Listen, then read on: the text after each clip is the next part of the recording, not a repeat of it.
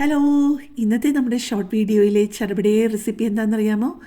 നല്ലൊരു വാഴയ്ക്കാത്തോരൻ. ചോറിനും കഞ്ഞിക്കും ചപ്പാത്തിക്കും ഒക്കെ കൂട്ടാൻ പറ്റുന്ന നല്ലൊരു വാഴയ്ക്കാത്തോരനാണേ. വലിയ 4 പച്ചക്കായാണ് ഞാൻ എടുത്തത്. അത് ചെറുതായിട്ട് കൊച്ചു കൊച്ചു ക്യൂബ്സായിട്ട് ഒരേ വലിപ്പത്തിൽ അരിഞ്ഞിട്ട് അത് 1/4 കപ്പ് വെള്ളവും 1/4 ടീസ്പൂൺ മഞ്ഞൾപ്പൊടിയും 3/4 ടീസ്പൂൺ ഉപ്പുമിട്ട് ഇത് ഞാനൊന്ന് കുക്ക് ചെയ്യാണ്. ഇതെല്ലാം കൂടെ നടുക്കോട്ടൊന്ന് കൂട്ടി വെച്ചിട്ട് അടച്ചു വെച്ചൊന്ന് കുക്ക് ചെയ്യണേ. എന്നിട്ട് ഇടയ്ക്കിടയ്ക്ക് നിങ്ങളതൊന്ന് തുറന്ന് ഇളക്കി കൊടുക്കണം കേട്ടോ. നല്ല ഫ്ലെയിമിൽ ആദ്യം കുറച്ച് നേരം വെച്ചിട്ട് പിന്നെ തീ കുറച്ച് വെച്ചിട്ട് വേണേ നമ്മുടെ വാഴയ്ക്ക കുക്ക് ചെയ്യാനായിട്ട്. ഇപ്പം 1.5 കപ്പ് തേങ്ങയും 5-6 കൊച്ചുള്ളി അരിഞ്ഞതും 5-6 വെളുത്തുള്ളി അരിഞ്ഞതും 3-4 പച്ചമുളക് പൊട്ടിച്ചും 1/2 ടീസ്പൂൺ ജീരകവും 1/4 ടീസ്പൂൺ മഞ്ഞൾപ്പൊടിയും ചേർത്തിട്ടുണ്ട്. ജീരകം ചില സൈഡിലൊന്നും തോരന് ചേർക്കാറില്ല. അപ്പം നിങ്ങൾക്ക് താല്പര്യമില്ല എന്നുണ്ടെന്നുണ്ടെങ്കിൽ ചേർക്കണ്ട കേട്ടോ. ഇപ്പം നിങ്ങൾ കണ്ടല്ലോ, ഞാൻ ഇടയ്ക്കിടയ്ക്ക് ഇതുപോലെ ഒന്ന് ഇളക്കി കൊടുത്തിട്ട് നടുക്കോട്ടൊന്ന് കൂട്ടി വയ്ക്കും, ഒന്ന് മൂടി വയ്ക്കും. അപ്പോൾ ഇപ്പോൾ നോക്കിയപ്പം കറക്റ്റായിട്ട് വെള്ളമൊക്കെ പറ്റി വാഴയ്ക്കയും നന്നായിട്ട് വെന്തിട്ടുണ്ട്.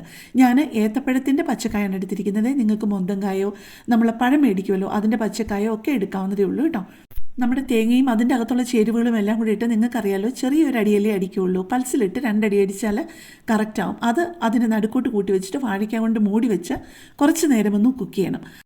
ഇടയ്ക്ക് 1-2 പ്രാവശ്യം അടപ്പ് തുറന്നിട്ടൊന്ന് ഇളക്കിയിട്ട് അതിൻ്റെ പച്ചച്ചുവ മാറുന്നത് വരെ, അരപ്പിൻ്റെ പച്ചച്ചുവ മാറുന്നത് വരെ ഒന്ന് കുക്ക് ചെയ്യണേ. അത് കഴിഞ്ഞ് 1 ടേബിൾ സ്പൂൺ വെളിച്ചെണ്ണ ഒഴിച്ച് ചൂടാകുമ്പോഴേക്കും 1 ടീസ്പൂൺ കടുകും വേണമെന്നുണ്ടെങ്കിൽ ഉഴുന്നുപരിപ്പും 2-3 വറ്റൽമുളകും 3-4 തണ്ട് കറിവേപ്പിലയും കൂടെ താളിച്ച് ഇതിലോട്ട് ചേർത്ത് ഇളക്കി കഴിഞ്ഞ് കഴിഞ്ഞാൽ നല്ല സ്വാദുള്ള വാഴയ്ക്കാത്തോരൻ റെഡിയാണ്. അപ്പോൾ നമ്മുടെ സ്ഥിരം പതിവ് തെറ്റിക്കാതെ ഒരു പാത്രത്തിലോട്ട് ഒന്ന് സെർവ് ചെയ്തും കൂടെ കാണിക്കാമേ. അപ്പോൾ പാത്രത്തിലോട്ട് സെർവ് ചെയ്തും കഴിഞ്ഞു. അങ്ങനെ നമ്മുടെ ചടപടയെ തോരൻ റെഡി. അപ്പോൾ കൂടുതൽ നല്ലൊരു വീഡിയോയുമായിട്ട് നമുക്ക് നാളെ കാണാം. താങ്ക്